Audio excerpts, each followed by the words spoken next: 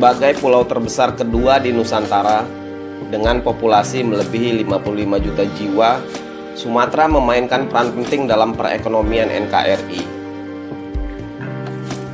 Sumatera memiliki beragam potensi alam dan komoditas yang berlimpah, mulai dari karet, minyak kelapa sawit, kopi, minyak bumi, batu bara, dan gas alam. 2015, Sumatera menyumbang 22,21% produksi domestik bruto, terbesar kedua setelah Jawa. Kemajuan dan keberlanjutan ekonomi Sumatera tentu sangat penting bagi republik ini. Jika pertumbuhan Sumatera terhenti, perkembangan Indonesia jelas akan ikut terhambat. Konektivitas adalah jawaban paling utama untuk mendorong agar Sumatera tetap tumbuh dan bahkan harusnya lebih maju. Dan pemerintah menyadari pentingnya konektivitas ini dengan membangun jalan tol Trans Sumatera yang menghubungkan dari ujung selatan hingga utara pulau ini, dari Lampung hingga Aceh. Konektivitas antar provinsi di Sumatera dengan infrastruktur jalan tol sebenarnya telah lama menjadi visi para pemimpin negeri ini. Bahkan, Founding Father Indonesia, Bung Karno, telah melihat pentingnya konektivitas ini. Segenap tenaga rakyat Indonesia, satu dasar yang benar-benar bisa mempersatukan rakyat Indonesia itu untuk bukan saja mencetuskan revolusi, tetapi juga mengakhiri revolusi ini dengan hasil yang baik. Lewat Perpres nomor 17 tahun 1964, Bung Karno membentuk Otorita Jalan Raya Lintas Sumatera. Tugas badan tersebut antara lain membangun jalan lintas Sumatera sepanjang 2.400 km dari Lampung hingga Banda Aceh. Perpres tersebut menjelaskan bahwa jalan raya dibutuhkan untuk menjadi urat nadi dalam menggerakkan kegiatan perekonomian di Sumatera. Berkat jalan raya, Sumatera bisa merintis industrialisasi hingga ke level yang diperlukan untuk bertumbuh secara mandiri dan berkelanjutan.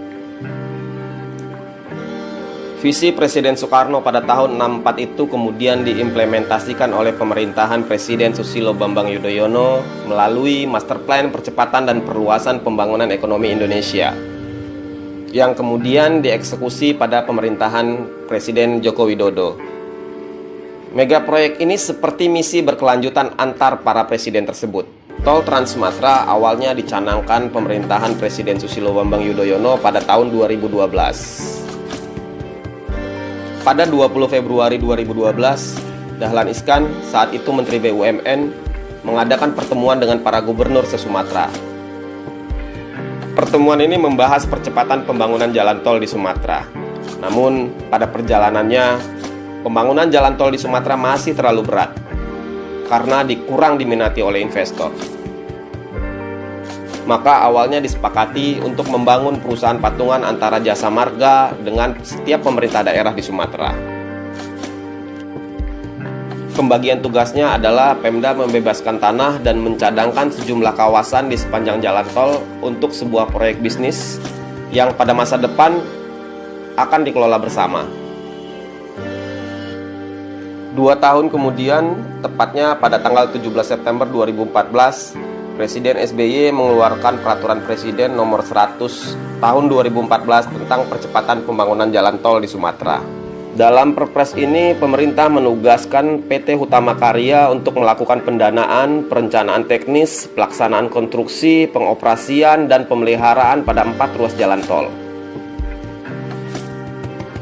Perpres tersebut kemudian direvisi oleh Presiden Jokowi melalui Perpres Nomor 17 Tahun 2015 yang menambah penugasan kepada PT Hutama Karya menjadi 24 ruas tol di Sumatera.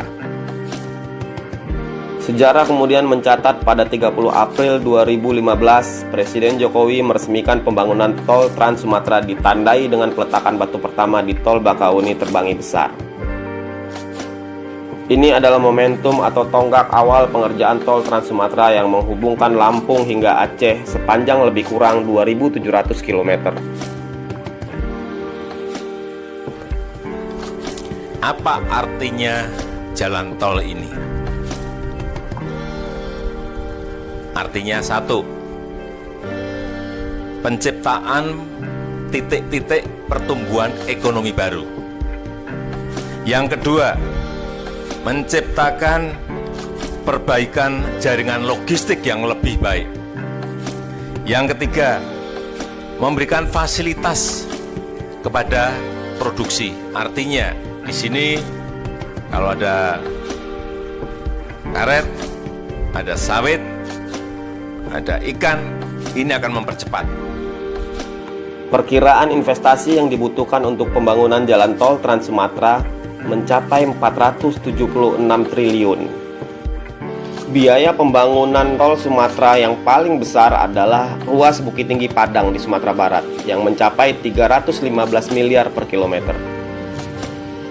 Sedangkan biaya terkecil adalah ruas Terbangi Besar Bakauni di Lampung sebesar 118,6 miliar per kilometer.